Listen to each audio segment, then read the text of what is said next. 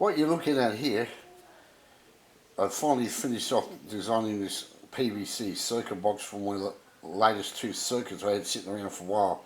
Right, inside the circuit box here, I have got two sine wave to square wave converter circuits. Here's a variable frequency for the first circuit, variable frequency for the second circuit. Once I feed the sine wave input to the back of the circuit box and input terminals, the LEDs will come on, but when I get to a certain frequency adjusting it, they'll start flashing. This is when they start to spike the output. Right, now on the back of the circuit box here are the inputs and outputs. Okay, for this sine wave variable frequency sine wave to square wave converter, these are the sine wave inputs. These are the output, okay, unfiltered. If you want it filtered, you use the filtered output.